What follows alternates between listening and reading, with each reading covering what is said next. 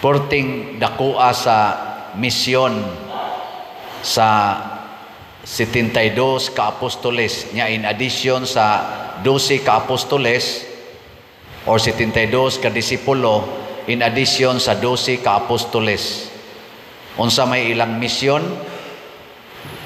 Ayuhon ang mga masakiton, hatagag kalinaw ang mga panimalay, papahawaon ang mga yawa.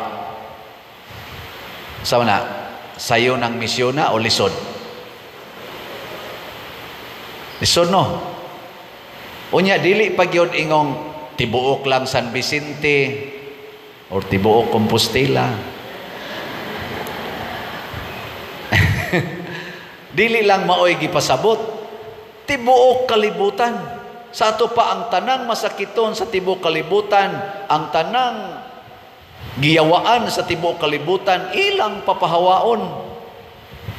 Nya unsa may teknik aron matuman ang ilang misyon. Kani mao pagini ni samot pagini kalisod. Kay niingon si Kristo, panglakaw mo, ay mo pagdalag kwarta, ayaw pagdalag ilisan, ayaw pagdalag puntil, ayaw pagdalag pagkaon, ayaw gani pagdalag sandalyas. Magtiniil. Namatod pa diri sa atong salmo, nang labang sila nga nagtiniil. Sugot mo ani? Ang imong misyon porting dakua, nya di ka padadag kwarta, wa pagyug kay ilisan, wa pagyug kay pagkaon. Nya ang imong misyon porting yung dakua. Ako nagpasalamat ko nga ang ato karong gobernador, lain na sa ninakong pasalamat, kadungog kog balita ang atong bag-ong gobernador nga nilingkod atong pagkapit sa mas ato nilingkod 30 sa hapon, June 30. Pagkaingon ugma, pirma dayon siya mga executive orders, ang ilang extra nga kwarta sa kanang Kapitolyo nga may kantidad og mga 80 million iya dayong giparilis para iapod-apod sa mga 16 ka mga hospitals sa probinsya aron masuplayan og mga tambal og mga nagunang mga panginahanglan. Nindot nang iyang gibuhat dili 80 million ra.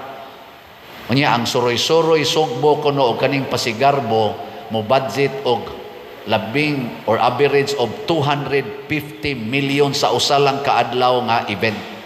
250 million, pero ang 80 million nakasupply og at least tag 5 million nga worth sa tambal og mga gamit sa matag hospital sa probinsya nga mga 16 kabuok.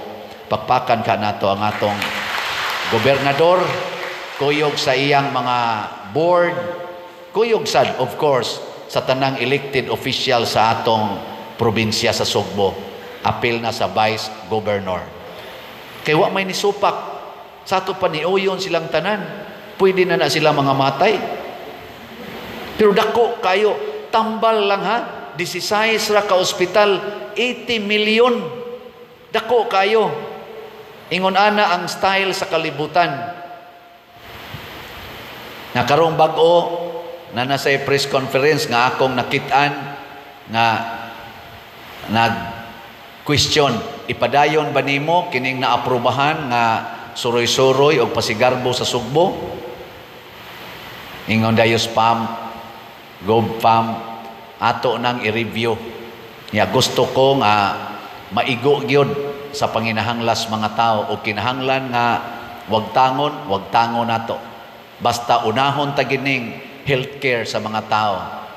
Yan, isulti dayon ang usas iyang mga staff. Ningon, atong hinumduman mga igsuon, ang atong mga ospital, way igong mga doctors, way mga staff, wa gani mga facilities. Karon ay, bugal-bugalon kay tingog si Attorney Rufil Banyok na siyang programa. Iyang gitandi nga sa dito kunos Minglanilla, mo tinuod ba? Ako lang sa ning i-echo ninyo, i-verify lang niya. Sa Minglanilla kuno nga hospital, wa kunoy dental chair ang clinic sa dentist. Palingkoron lang tingali kunog stall. Ibtan kag hipon galingkod ka stall, Ya, mohangad ka na, upay siguro matumba ka na, malaro tinuon tong dili saktong ngipon. Wa may dental chair. Nya ilang gi-search, tagpila ang dental chairs, na kanang mahal-mahal gyud, kanang moderno-moderno. Mudagan kunog 200 to 300,000 ang usa. Nya iya dayong gi-compute ang 250 million nga suroy-suroy og i-cancel na, unya ipalit og dental chairs. Sa 1 million lang daan, tulo na ka dental chairs. Sa 1 million lang, nga 250 million ba na? Pila ka kabuk dental chairs? Bisan ipalit pa nag-dentist. Ipalit pa nag-dentist. Okay kayo, ilibre ang anesthesia, ilibre ang mga tambal, ilibre ang tanang pag-ibot. Tanan, hasta ka to mga dagom, unsa pa na diha, ilibre tanan, paigo pa, sa usa lang kasuroy-suroy. Nya, year na usa na katuig nga paggamit o pila katuig, kaya di man na dali maguba ang dental chair. Di man kaya dali maguba ang stall, kanang monoblock. Mga igsoon, naigo ba ni sa sugo ni Kristo nga ayaw mo pagdalag puntil, ayaw mo pagdalag kwarta, ayaw pagdalag ilisan? Yes. Nga naman, ang sugo ni Kristo di ay kamong mga leaders, sama sa ato mga government leaders o kaming mga church leaders, labi na gyud ako, pari man ko, kung magsigi mig pangandoy nga magtigo mig kwarta, ang katilingban nga among gialagaran mahutdan sa kwarta. Kay ari naman mo padong sa among bulsa. Pero wa mi bulsa, wa mi sudlanas kwarta, wa sad mi pangandoy nga magtigom og kwarta, ang tanang kwarta nga musod sa katilingban ikadapat sa katilingbanong panginahanglan. Og maunay makasulbad sa problema. Dinis atong parokya karon, mga 1 month from now, mobiya naman ko, adto naman ko sa Compostela, kung walay mga drastic change, binlanta mo dinhi og 70 million nga utang. Akong gipakwinta, 70 million ang ato rong bayronon. Diin man igagikan, ang atong building, original budget ani is 35 million. Motong na maligya tag slot nga SBF dag nga 70,000 ka slots, tag 500 pesos per slot. Ang actual ro nato dinhing nahimo tungod kay ang roof deck wa man na ma-appeals budget, ang kanang San Vicente wa ma-appeal, kanang elevator wa ma-appeal, kanang atong kitchen nga dako karon nga kompletos gamit wa ma-appeal, kanang yuta sloyon ni additional tag mga 100 square meters para makaagi ang ato mga sakyanan, sumpay sa atong kusina wa sad na ma-appeal. Nidagan ang kumbinto lang nga budget niabot og mga around 55 million sa mga add-ons kana sa atong atubangan, kanang canopy diha, kanang pagtrabaho ana wa sad na ma-appeal sa budget adtong 35. So di diferensya nag 20 more or less na nya gipalito nato dihang balay, wa man to ma-appeal itong balay diha, basta tubangan 50 million to, wa ta magbayad sa cost sa balay og yuta, nagbayad ta sa sentimental value sa nagpuyo diha nga dako sa tabang nato diri, sila si Cafe, Brad Titing og iyang mga anak. Hangtod karon wa pa ta kabayad nila in real sense, kay nang huwam raman tag mga kwarta sa lain-laing mga individuals para i-partial nila. Unsa may resulta karon, gipaninglan ako sa atong gipanghuwaman. Hapit na ko di katog, pero ako lang yung tuyoon pag-ingon, mamatay ra ko, mamatay ra gyud ko. Ana, ikamatay na ko, wa na gyud mo ipaninglan. Makatog dayon ko. Praise the Lord, no? Pero ningon sa kong San Vicente, sa may akong buhaton, ngadtos Ginoo og sa mahal nga birhen, ningon siya, pamaligya og once and for all nga slot.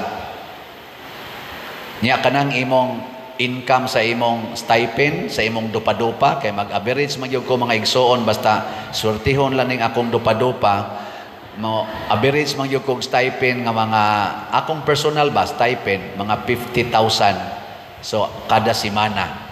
So, ako na nang ihatag sa, ipalit sa na kong slot sa lain-laing paagi. Gikan karon hangtod mahuman bayad ang 70 million. Saman, okay mo ana? Unya, kay naingon mas Kristo, ayaw na mo pagtigom o kwarta, kanang inyong mga ilisan, ayaw na kanang mga sandalyas, ipamaligya sa na ninyo tanan, mga extra ninyo, niya ang sobra, ang halin, ipalit og slot. Sakto, dili. Kung kitang tanan, apil na mong mga online parishioners.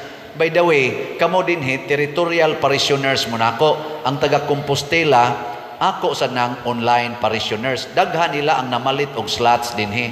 Kung mabalhin ako dito, kamo na say akong sila na say akong territorial parishioners, kamo na say akong online parishioners. Palit lang gyapon mo. Dito ko sa Amerika, wag na sila kasimba na to dinhi. Sus, yun nilang hinangopa. Hala pa dir, kita na yung kanamo. Naadayoy mo gakos, naay mo lamano, na ay magpa-picture, na pag mo aksyog hawk, mulingiw lang in town ko. Simba ko, anad pala tanang hawk-hawk.